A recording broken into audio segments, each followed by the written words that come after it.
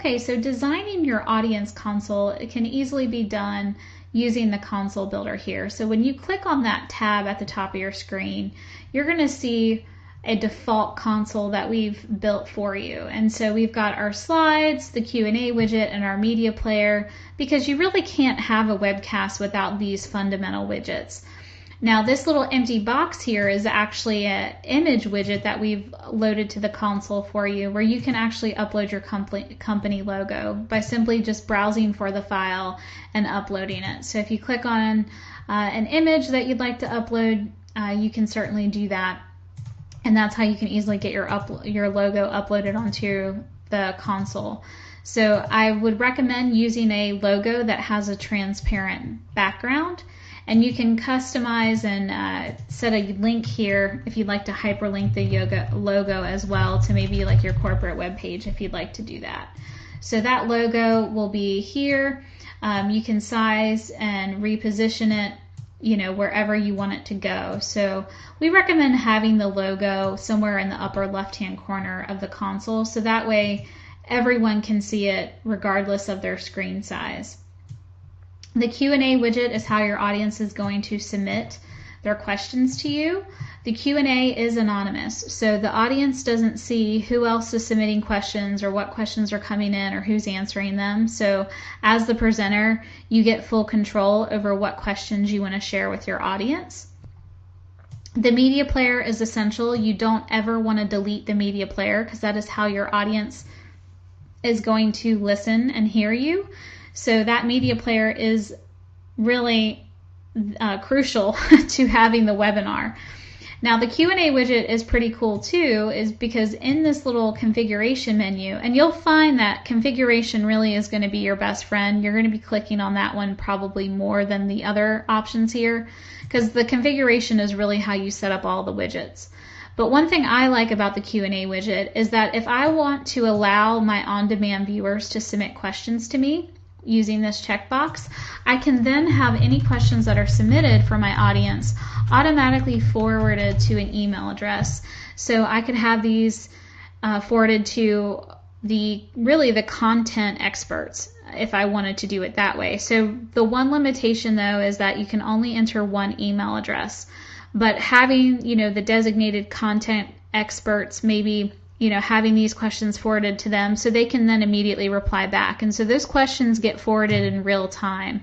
So you can still essentially keep that conversation going with your audience, you know, so if an on-demand viewer does submit a question, you'll be notified in real time if you decide to have those questions forwarded to an email address. So that is one very cool feature that I like about the Q&A. The media player, obviously if you're going to be doing a video webcast, like where you would be presenting over webcam, you would need to configure the media player for video. But if you're going to be presenting over the phone and doing a live audio webcast like we're doing today, audio only is perfectly fine. Now, if you would like to make it to where your on-demand viewers can't fast forward through the webcast, you can check this box, and that's going to prevent them from fast forwarding if they decide to watch the webcast on demand. Your slides. Now, I do want to take a second to talk about slide best practices. Your slide decks need to be in a 4:3 or a 16:9 aspect ratio, and they have to match. So if you're working in PowerPoint and your slides are set to a 4:3 aspect ratio, then the slide widget should also be set to a 4:3 aspect ratio. If you're using a 16:9 aspect ratio, then you need to configure the slide widget accordingly. Having those aspect ratios match is going to ensure that the slides display correctly.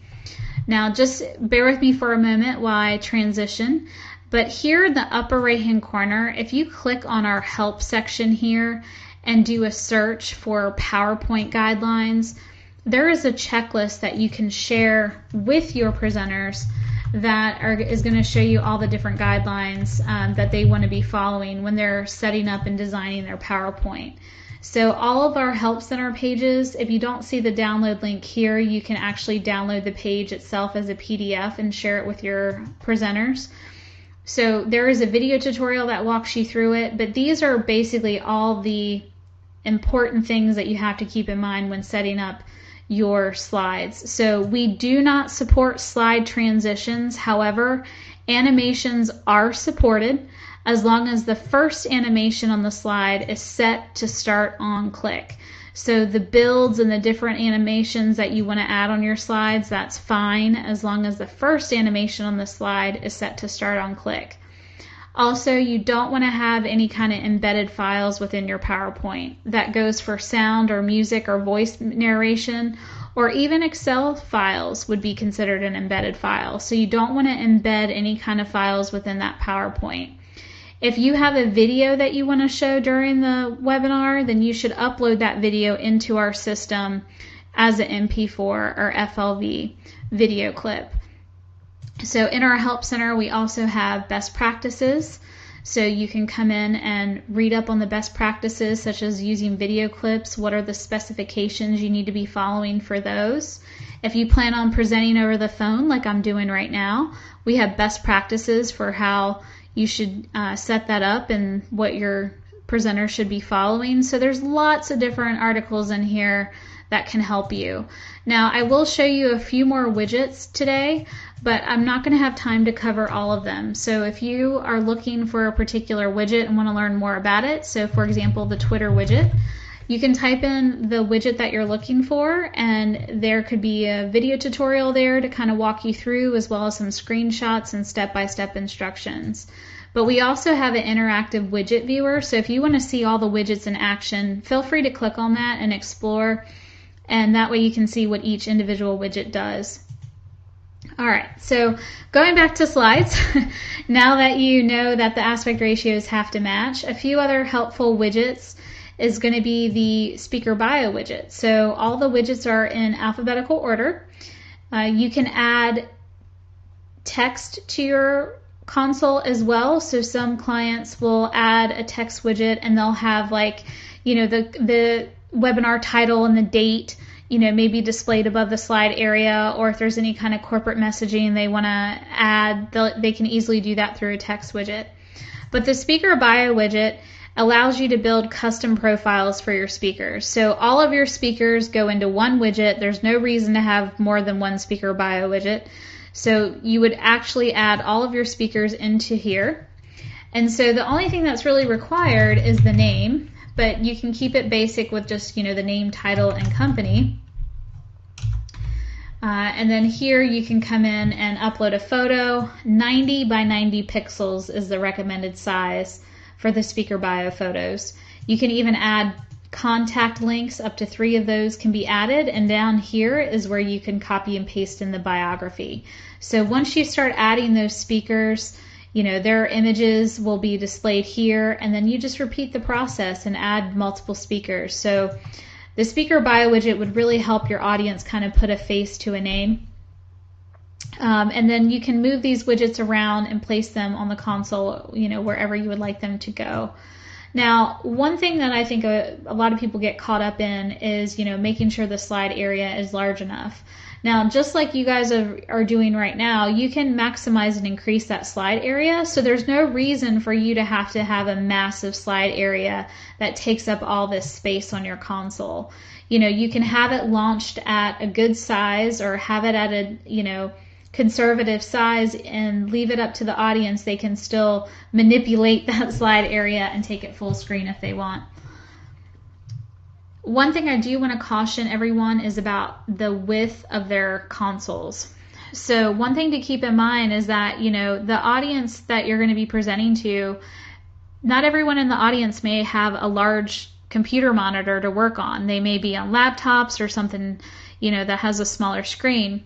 So with that being said, this little icon here that takes you to the webcast URLs, let that be your guideline on how wide your console should be and how far you should be placing your widgets outside of here. So what often I've seen happen is clients will place widgets to the very far right-hand side, and audience members may not be able to reach or see those widgets because they have them so far out to the right. So let this be your guide.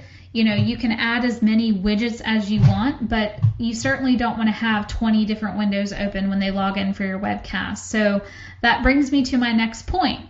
So when you start adding multiple widgets, so let's add another one, for example. Let's do the resource list.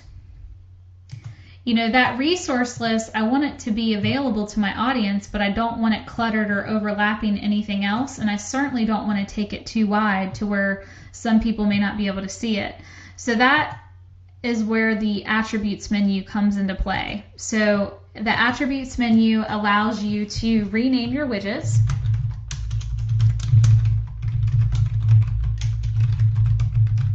You can even change out the widget icons, but this checkbox here where it says show on launch, that's what you want to pay attention to. So if I uncheck that box and click save, that resource widget will always be there at the bottom for my audience to open, but it's not going to be cluttering or overlapping anything else. So that way you can kind of keep things clutter-free and still looking neat and professional. Now, to add a resource to the list is very easy. You just click on configuration and add resource. And these resources could be white papers, it could be PDFs, Excel files, or Word docs, or PowerPoints. You can even upload audio and video files as well. If you aren't going to upload hard or copy resources, you can also upload or add links. So if you wanted to do your corporate website or your home page, you could easily give it a title and copy and paste in the URL or the address there. So as you start adding all of these resources, you can put them in the order that you want them to be in on the list.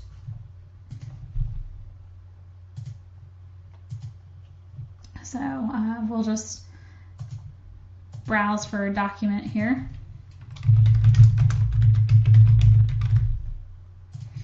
So you can see how easy it is. So you can organize them, move these resources around, you can edit them if you want to rename or change out anything.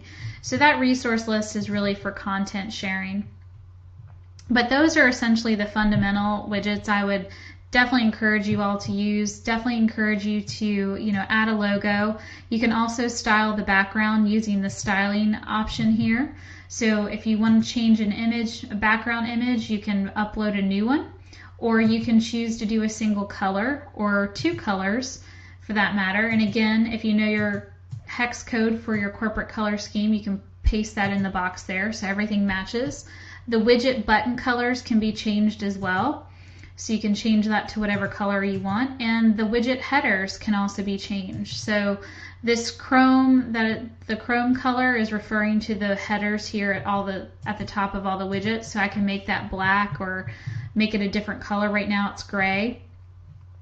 And so that's basically it for the styling. And then here's your preview. So if you want to launch this from an attendee perspective and just kind of get a lay of the land, so to speak, and see what an audience member is going to see, you can click on that little eye icon to get a preview of how this is going to look to an audience.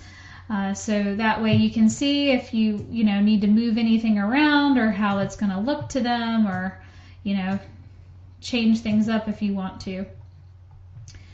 Last but not least is you can create your own templates for the console itself. So as you start creating your webcast and you start playing around with different branding or design elements, you can save templates of your favorite console configurations just by simply clicking on the templates icon here, giving it a name, and clicking save. And once you do that, any template you create is going to be stored here in the template manager. To apply a template, you just double click on it, or you can select it from the drop down menu here. So that way if I wanted to apply a different console template, I could do that just from the drop down menu. So any changes that you make here within the console builder are saved automatically as well. So you don't have to worry about click and save a bunch of times. Everything is going to be saved automatically. But you can see that literally within 2 mouse clicks I was able to change my entire console just by applying a template. So once that gets done loading and the wheels stop spinning, you'll see that everything will load as it should. All right, so let's go ahead and stop there so we can start with your questions.